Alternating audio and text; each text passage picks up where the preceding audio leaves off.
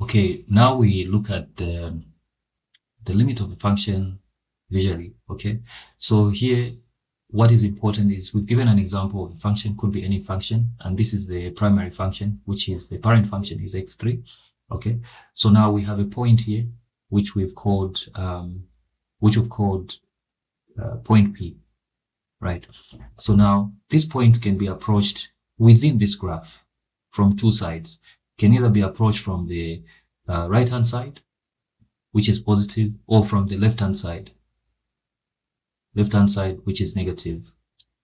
Okay, it doesn't matter. Even if it's on this side, it's approaching from the negative side. Okay, even if the value is positive, we're still approaching from the negative side.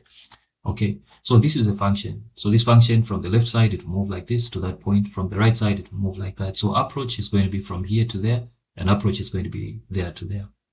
So there's the terminology or the notation that comes with this, okay, because we're approaching that point that we earlier said might be unreachable or undefined for this function. Okay, it has to be for this function because maybe another function, it works for another function. So we're referring particularly to this function, and that's why we can only approach it from these two sides, left or right. We can't now come and say I'm approaching from here because you're outside that function. Okay, you have to refer to another function. Okay, now generally we call this, we can use this notation where we say lim fx as x approaches a is going to be L.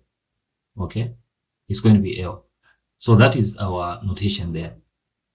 Okay, so we're saying x approaches a, this is what we are referring to here, and then we're saying the numerical value, the limit is going to be a numerical value, which is L here. And so how do we now note these movements here? Because we said that calculus is mostly about movements and change. So how do we say that it's approaching from here, approaching from there, or it's approaching, or it's at that limit here? So we're going to say that limit fx, okay, limit fx, limit of function fx as x approaches a. But the notation, look at this. We're not saying negative a. We're saying from the negative side. So this is, you know that you're approaching from this side here.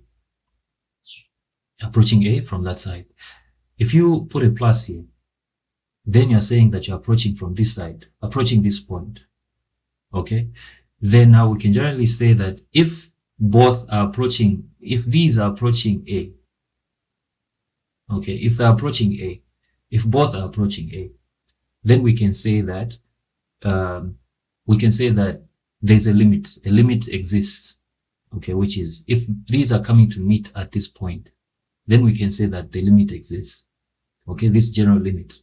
Otherwise, if, for example, I can't approach it from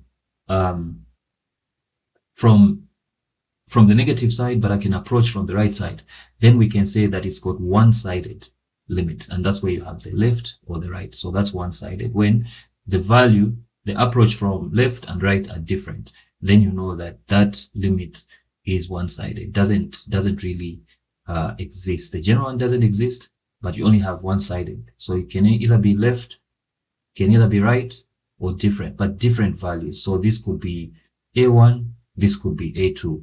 Okay, so those are concepts to understand. So we'll look at examples now and then be able to